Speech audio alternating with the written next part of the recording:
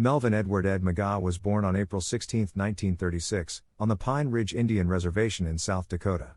He was a registered member of the Oglala Lakota, Sioux, Nation, born to parents William Denver McGaa II and Julia Russell McGaa. Growing up on Pine Ridge, Ed was deeply grounded in Lakota culture and values, crediting his strong upbringing and extended family for his confidence and sense of identity. From an early age he was exposed to the spiritual legacy of his people. For example, family friend Ben Black Elk, son of the renowned medicine man Black Elk, set the seeds of spiritual curiosity in Ed by sharing stories of his father's vision. Ed would later be honored with the Lakota name Eagle Man, a name evoking the sacred symbol of the eagle which in Sioux tradition represents keen observation and great wisdom. This name reflected Ed McGaa's role as a carrier of traditional wisdom and his ability to see life's truths from a higher perspective, much as the eagle is seen as the eyes of the Great Spirit, Wakan Tonka, watching over the people. In pursuit of formal education, Ed McGaa left the reservation and attended college in Minnesota. He earned his bachelor's degree from St. John's University, a Benedictine institution, in 1960.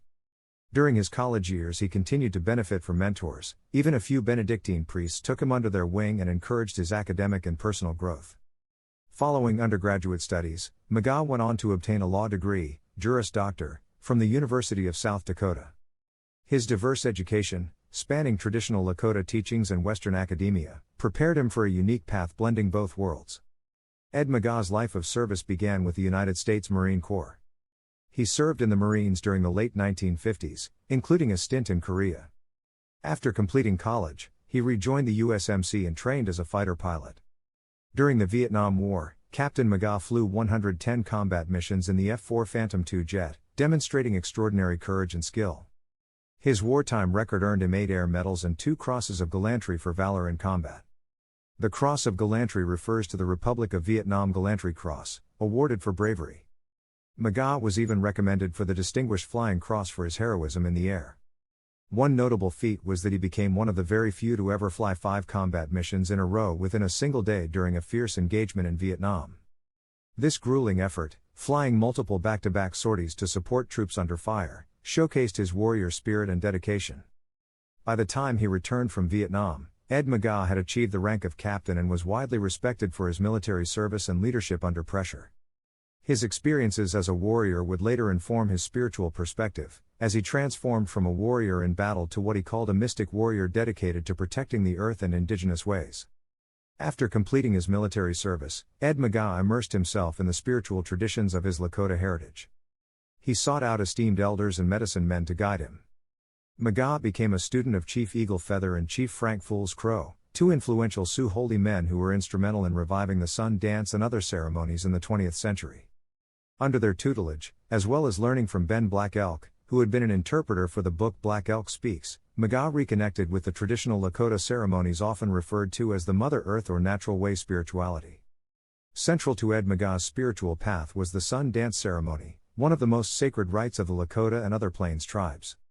McGaa participated as a dancer in 6 annual sun dances over 6 consecutive years. Completing the demanding sun dance multiple times, which involves prayer, fasting, and physical sacrifice for the people, earned him high respect among his community. He was formally honored by the Oglala Sioux for this commitment. Through these ceremonies, Ed experienced what he described as the visible 6 powers of the universe, deepening his connection to the earth and the Creator. He emerged as a Wichasaweka, holy man or medicine man, in his own right, carrying on the teachings of his mentors. In later reflections, McGaa noted that we had our way taken from us and we were forbidden to do it. Now it is coming back, referring to the revival of Lakota spiritual practices after years of suppression. He considered himself a mystic warrior, someone who fights not with weapons but by speaking up for the spiritual way of life and living in harmony with the Great Spirit. Ed McGaa was part of a generation that helped restore pride and practice in Native spirituality following the American Indian Religious Freedom Act of 1978. In fact, McGaa played a role in advocating for the passage of that landmark law, which finally legalized indigenous ceremonies in the United States. He was instrumental in pushing for the American Indian Religious Freedom Act of 1978, helping to protect the Lakota sacred rights and language from government prohibition. In the decades that followed, he continued to be a spiritual leader for both Native and non-Native audiences, bridging cultural gaps. As he explained, being a spiritual leader on the cutting edge wasn't always easy. he sometimes faced criticism from those who felt indigenous knowledge should remain exclusive. Yet McGaa believed in sharing wisdom openly, stating plainly, "I don't feel bad educating the white man. It is one world we live in." This inclusive vision guided his teaching mission. In addition to being a spiritual practitioner, Ed Eagleman McGaa became a prolific writer dedicated to sharing Native American spirituality and values with a broad audience. Over his lifetime, he authored 14 books on subjects ranging from Lakota spirituality and environmental ethics to historical biographies of Sioux leaders. His books blend traditional Lakota teachings with contemporary concerns, often emphasizing humanity's relationship with nature. Notably, 3 of his works were published by HarperCollins, bringing his message into the mainstream. His first major book, Mother Earth Spirituality, Native American Paths to Healing Ourselves and Our World, 1990, was a groundbreaking introduction to Lakota spiritual philosophy for non-Native readers. It struck a chord amid growing interest in indigenous wisdom and has been reprinted over 50 times, becoming a staple text in the genre of Native American spirituality. Among McGaa's most influential works is Rainbow Tribe, Ordinary People Journeying on the Red Road, Harper, 1992. In this book, which is often highlighted as a centerpiece of his teachings, McGaa speaks directly to people of all backgrounds, ordinary people, who feel called to walk the Red Road, a term for the Native spiritual path of living in balance and integrity. Rainbow Tribe is essentially an analysis of Lakota spirituality in the context of the New Age movement, exploring how non-Native seekers can respectfully learn from indigenous wisdom without distorting it. McGaa invokes the prophetic image of a rainbow tribe of humanity united in spiritual quest. The spirits of Black Elk and John Neihardt must be quite pleased with the Rainbow Tribe people who are taking a serious look at Native American spirituality. These enlightened ones are the Rainbow Tribe, he writes, praising those who not only admire Native ways from afar but actually incorporate the values and practices in their lives.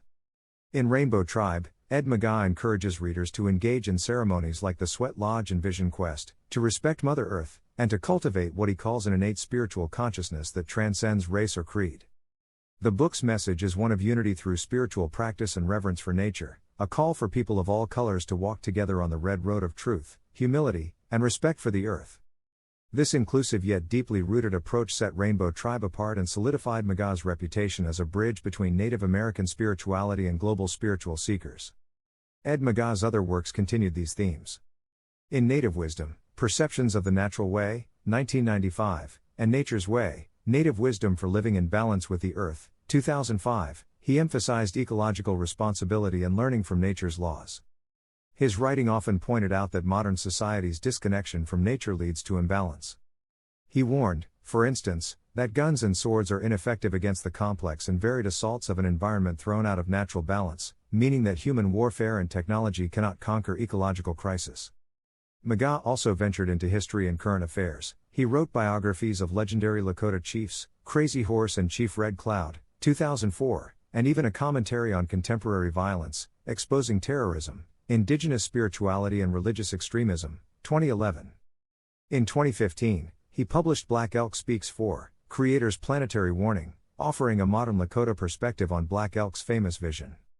Throughout his literary career, Ed Eagleman McGaa remained steadfast in his core message, urging a return to spiritual balance. He became, as one source noted, perhaps the best-selling Native American nonfiction author, testament to the wide reach of his work. Through his books, workshops, and lectures, McGaa brought authentic Lakota teachings to countless readers and listeners around the world.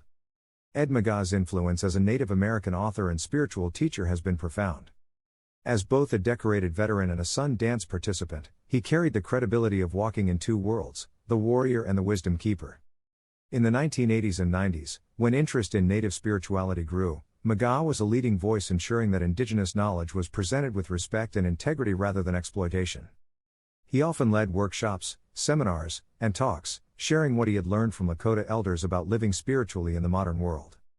Those who met him recalled his commanding presence and humor, whether he was speaking at a retreat center in Connecticut or an environmental conference in Florida. He taught by example as well as by words, demonstrating humility, courage, and reverence for nature in his daily life.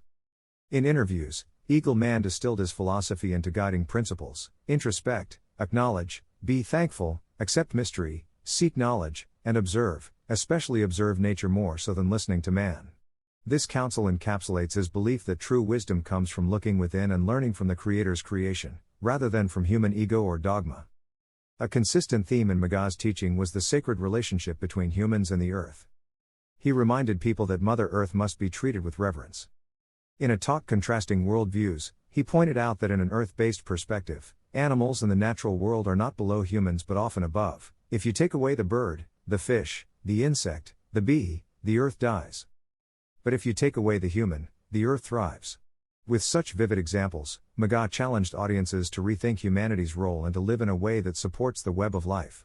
He advocated for truth, knowledge, mystery and harmony in all aspects of life, linking personal spirituality with environmental responsibility. This holistic vision influenced environmental activists, spiritual seekers, and even policy. As noted, he contributed to legal protections for indigenous religions and was an outspoken defender of native rights and culture. By the mid-2010s, Ed McGaa's books and teachings had touched a diverse rainbow tribe of followers worldwide. He was proud to see people of many races embracing what he called the natural way, and he believed this cross-cultural spiritual movement fulfilled ancient hopes. It is one world we live in, he stressed, emphasizing unity over division in the human family. At the same time, he was frank about the challenges of being a pioneer. He noted that sharing sacred traditions openly was at times controversial, others want to keep it secret. Being on the cutting edge is not an easy road.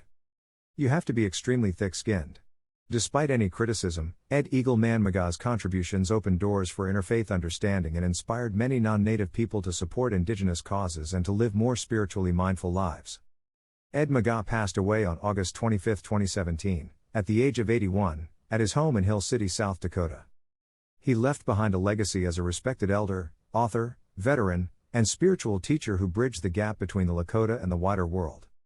In memorial, the Lakota people said he made his journey to Wakan Tonka, Great Spirit, on that day. His life story, from Pine Ridge to the cockpit of a fighter jet, from law school to Sundance altar, from the battlefield to the lecture hall, is indeed a warrior's odyssey, the title of his autobiography, of service and spirituality. Ed "Eagle Man" McGaa continues to influence new generations seeking wisdom on the Red Road. Through his writings and teachings, he reminds us to honor our elders, protect Mother Earth, and strive for a life in balance with the sacred. In his own words, realize the Creator is all truth and all knowledge. Every day the sun will rise, bringing new knowledge if I cultivate the sense to look for it. These words echo the essence of Eagle Man's message, to live with gratitude, courage, and an ever-watchful spirit, as the eagle soars, under the eye of the Great Spirit. The foreword of Rainbow Tribe, ordinary people journeying on the Red Road, calls on native and non-native people alike to take active responsibility for healing the earth and restoring balance between humanity and nature. Ed McGaa, Eagle Man, warns that modern civilization's greed, pollution, and overpopulation threaten all life, and that no one can stand apart from this crisis. He urges the Redway people to stop merely lamenting the world state and instead share their wisdom of the natural way, a way of living in harmony with all life forces. The book, he explains, follows the journeys of those who courageously seek this path of balance, guided by values of bravery, generosity, and wisdom, offering hope that spiritual reconnection with nature can renew both people and the planet. Part 1, Origin of the Rainbow Tribe, explores how ordinary people began journeying on the Red Road, a path of spiritual harmony with nature inspired by Native American teachings. McGaa connects ancient Sioux spirituality, particularly Black Elk's vision of the 6 powers of the universe, with a growing modern movement of people, native and non-native, who seek balance through nature-based ceremony and mutual respect.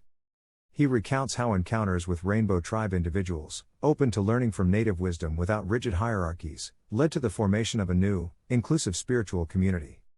This part also traces possible historical links between Native American and Celtic traditions, showing that humanity's oldest spiritual roots share reverence for Earth and the Great Spirit. Ultimately, it presents the Rainbow Tribe as a revival of the natural way, uniting diverse people in ecological awareness, equality between men and women, and respect for all life. Chapter 1, Reconnecting with the Natural Way, introduces the Sioux understanding that daily life is deeply spiritual and interconnected with nature.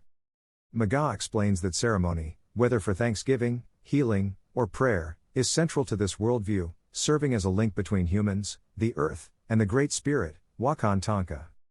Drawing from Black Elk's vision of the 6 powers of the universe, earth, water, sun's energy, and the powers of the 4 directions, McGaa illustrates how these forces sustain both the physical and spiritual aspects of existence.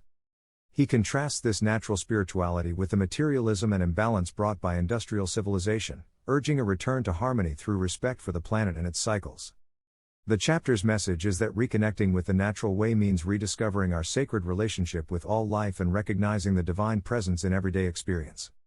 Chapter 2, Thunder Owl and the Rainbows recounts how McGaa and his friend Thunder Owl encounter a new generation of spiritual seekers, people of many races who come together to learn native ways of ceremony and harmony with nature. These individuals, called the Rainbow Tribe, are inspired by visions of unity and balance symbolized by the rainbow, which reflects the powers of creation and the presence of the Great Spirit. During a sweat lodge ceremony, McGaa and Thunder Owl witness natural signs, especially a rainbow appearing over their destination, that affirm the sacredness of this gathering. The chapter emphasizes openness, spiritual inclusiveness, and adaptability, showing how both native and non-native people can join in sacred ceremony with respect and humility. It portrays the birth of the Rainbow Tribe as a movement of ordinary people seeking reconnection with Mother Earth and the Great Spirit through shared reverence rather than rigid dogma or hierarchy. Chapter 3, Rainbow and Celtic Relationship explores the spiritual and historical connections between Native American and ancient Celtic traditions, emphasizing their shared reverence for nature, balance, and the feminine principle. McGaa suggests that both cultures honor the earth as a living being and practiced matriarchal or balanced forms of leadership before patriarchal systems and organized religions suppressed these values. He discusses how the Rainbow Tribe revives this harmony, rejecting rigid hierarchies and embracing equality between men and women in spiritual practice.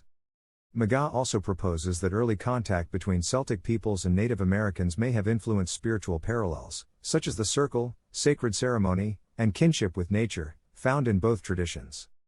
Ultimately, the chapter portrays the rainbow movement as a reawakening of humanity's ancient, earth-centered wisdom that transcends race and geography, uniting diverse peoples in a shared spiritual vision of balance and renewal. Part 2, Intrinsic Powers of Ceremony delves into the sacred practices that connect the Rainbow Tribe and native traditions to the living spirit of the earth. McGaa explains that ceremony, whether through the sweat lodge, vision quest, or naming rituals, is a means of communication with the Great Spirit and the six powers of the universe. These natural forces of the four directions, earth and sky, form the foundation of balance, healing, and renewal. Through personal stories and teachings, McGaa illustrates how participants experience visions, receive spirit guides, and discover their natural names and sacred stones, watai, as symbols of their spiritual growth. He emphasizes that ceremony must be approached with humility, purity, and respect for nature, free from drugs, ego, or rigid dogma. This section reveals that the true power of ceremony lies not in ritual formality but in its capacity to awaken inner harmony, unity with all life, and direct relationship with the Creator. Chapter 4, The Path of the Rainbow describes how the Rainbow Tribe embodies a new yet ancient spiritual path rooted in Native American wisdom and the teachings of Black Elk's vision. McGaa explains that following the rainbow path means seeking harmony with the six powers of the universe, the four directions, earth and sky, and living in balance with all life. He emphasizes that the rainbow people are not appropriating native culture but honoring it by recognizing the universality of nature-based spirituality. In an age of environmental and moral crisis, their revival of ceremony, respect for Mother Earth, and commitment to communication and unity represent a hopeful response to global imbalance. The chapter also highlights how modern technology and global connection can serve as new things of the air, helping spread the message of spiritual renewal. Ultimately, the path of the rainbow is a call for all people, native and non-native, to walk together in equality, balance, and reverence for the Great Spirit and creation. Chapter 5, Rainbows in Sweat Lodge recounts the transformative experiences of the Rainbow Tribe as they take part in the sacred Suanipi, Sweat Lodge, ceremony under the guidance of McGaa and his spiritual brother Thunder Owl. The chapter illustrates how the Sweat Lodge serves as a womb of Mother Earth, a place of purification, prayer, and rebirth, where participants confront their fears, release negativity, and open themselves to the healing power of the Great Spirit. McGaa emphasizes that true ceremony requires humility, sincerity, and unity among participants, not rigid ritualism or hierarchy. Through shared prayer and the elemental forces of fire, water, air, and earth, the rainbows experience visions, renewal, and a deep sense of connection with one another and the natural world. The recurring appearance of the rainbow during their ceremonies symbolizes divine approval and the harmony achieved when people of all backgrounds come together in respect, love, and spiritual balance. Chapter 6, Rainbows in Vision Quest explores the Rainbow Tribe's experiences undertaking the traditional Native American practice of the Vision Quest, a solitary spiritual journey into nature to seek guidance, healing, and connection with the Creator. McGaa explains that the quest involves fasting, prayer, and deep communion with the natural world, allowing participants to shed fear, confront ignorance, and rediscover the sacredness of life. He contrasts this pure spiritual seeking with the fear-based teachings of organized religion, emphasizing that evil is not a supernatural force but the product of human ignorance and separation from nature. Through stories of personal revelation, he shows how the vision quest restores inner strength and clarity, revealing that all creation is infused with the Great Spirit's perfection. Ultimately, the chapter teaches that by entering nature in humility and respect, each person can receive personal insight, dissolve fear, and walk the red road with wisdom and harmony. Chapter 7, Rainbows Finding Their Natural Names and Watai Stone centers on how individuals within the Rainbow Tribe discover their spiritual identities and personal power through sacred experiences in nature. McGaa shares his own naming stories, first as Eagle Boy, then later as Eagle Man, to show that true spiritual naming arises naturally and need not follow rigid or hierarchical rules. The chapter introduces the Watai, sacred stone, as a powerful spiritual companion, carrying a personal guardian spirit akin to a life guide.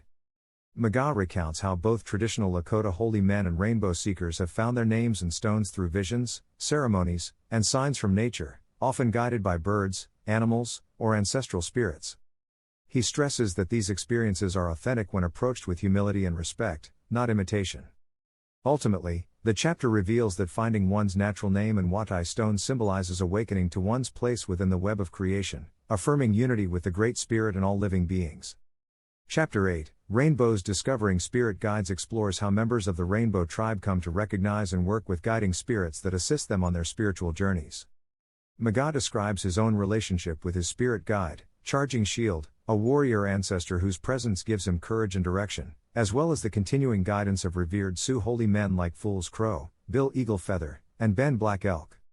He explains that these spirit guides often reveal themselves through dreams, visions, or encounters with animals and natural forces, offering reassurance and wisdom to those who walk the red road. McGaa emphasizes that the bond between a seeker and their spirit guide is personal, rooted in faith, humility, and lived experience rather than formal doctrine. The chapter teaches that spiritual allies, whether ancestors, animal spirits, or forces of nature, help individuals remain strong, balanced, and true to the natural way, reinforcing that the spirit world remains active and accessible to all who approach it with sincerity. Part 3, Discovering the Higher Mystical Realm leads readers deeper into the sacred dimension of native and rainbow spirituality, where ceremony becomes a bridge between the physical and spiritual worlds. McGaa explains that advanced rituals, such as the UYP or spirit calling ceremony, allow communion with ancestral spirits and the Great Mystery, demonstrating the living power of the unseen. Through first-hand accounts, he reveals how these experiences affirm the unity of all existence and the continuing presence of spiritual helpers who guide and heal. McGaa stresses that true understanding of such mysteries comes only through direct participation, humility, and faith, not intellectual analysis or rigid belief systems. In this mystical realm, visions, signs, and dreams serve as communication from the Creator, teaching that the spiritual and material worlds are intertwined. Ultimately, this section shows that by walking the red road with sincerity and respect, anyone can experience divine connection, healing, and insight into life's sacred purpose. Chapter 9, Spirit Calling Ceremony describes the sacred Sioux UYP ceremony, in which a holy person, bound and covered with a blanket, calls upon ancestral and healing spirits to aid the people. McGaa explains that this powerful ritual demonstrates the Sioux understanding of the unity between the material and spiritual realms, where the one and the many coexist within the Great Spirit, Wakan Tonka. Through the songs, prayers, and mysterious phenomena that occur in the darkness, participants experience direct contact with the spirit world and witness its healing presence. McGaa cites Father William Stoltzman, a priest who deeply studied Lakota spirituality, noting that the ceremony is not about spectacle but about compassion and results, healing, guidance, and proof that the spiritual path is alive. The chapter teaches that such ceremonies can only be truly understood through reverence and participation, revealing that the spirit world remains near, active, and responsive to those who seek it with humility and faith. Chapter 10, Healing with Ceremony and Medicine explores how spiritual and physical healing are intertwined through the natural way, where harmony with Mother Earth and the Great Spirit restores balance to body, mind, and soul. McGaa presents stories of veterans, healers, and everyday people who find recovery and renewal through traditional ceremonies, such as the sweat lodge, prayer, and sacred gatherings, and through a respectful relationship with nature's medicines. He emphasizes that true healing requires humility, sincerity, and faith, rather than dependence on drugs or material solutions. McGaa also shows how personal transformation often begins with symbolic encounters in nature, such as visions of animals or natural signs that affirm spiritual strength. Drawing connections between personal wellness and environmental health, he teaches that when people heal themselves through ceremony and right living, they also contribute to the healing of the earth. The chapter ultimately portrays healing as a sacred partnership between humanity, nature, and the Creator. Part 4, Rainbow Fire. Rainbow Spiritual Leadership focuses on the emergence of leadership within the Rainbow Tribe and how ordinary people become carriers of sacred knowledge through service, humility, and unity. McGaa describes how gatherings, ceremonies, and acts of generosity create communities grounded in equality rather than hierarchy, where both men and women share spiritual responsibility. These leaders embody the Rainbow Fire, a spirit of courage, compassion, and commitment to the earth, guiding others to reconnect with the Great Spirit through nature-based wisdom. The section highlights the power of inclusive leadership that honors native traditions while welcoming all sincere seekers. Through examples of ceremonies, vision quests, and cross-cultural encounters, McGaa shows that the new spiritual leaders are not priests or gurus but everyday people who live the natural way. Ultimately, Rainbow Fire represents the rekindling of humanity's ancient light, a shared mission to heal Mother Earth and lead with balance, love, and spiritual integrity. Chapter 11, Gatherings portrays how the Rainbow Tribe comes together in ceremonies and retreats to share teachings, perform rituals, and build a sense of spiritual community rooted in the natural way. McGaa describes how these gatherings, often held on private land offered by generous individuals, become sacred spaces for learning, healing, and unity among people of all races and backgrounds. Through sweat lodges, naming ceremonies, and prayer circles, participants experience direct communion with Mother Earth and the Great Spirit. Personal stories, such as the naming of Water Spirit Woman and Crystal Eagle Woman, illustrate how natural signs and animal messengers guide and affirm spiritual truth. McGaa emphasizes that every person can contribute to this collective renewal by offering space, respect, and commitment to the Earth's healing. Ultimately, the gatherings symbolize the Rainbow Tribe's growing movement toward equality, environmental awareness, and shared leadership through ceremony and mutual love. Chapter 12, The Call to Lead emphasizes that true spiritual leadership in the Rainbow Tribe arises from humility, respect, and service rather than authority or hierarchy. Ed McGaa explains that those walking the natural way are called to lead by example, through living in harmony with the earth, honoring native traditions, and fostering understanding between cultures. The chapter recounts encounters between Rainbow members and native communities, illustrating how trust, courtesy, and generosity can bridge divisions caused by history and prejudice. McGaa highlights that every person, regardless of race or background, can become a living bridge by embodying the virtues of kindness, reverence, and courage. Leadership, he teaches, is not about control but about guiding others toward unity with the Great Spirit and the healing of Mother Earth. In this way, the Rainbow Tribe's leaders are ordinary people who answer the spiritual call to protect life and carry forward the light of the Red Road.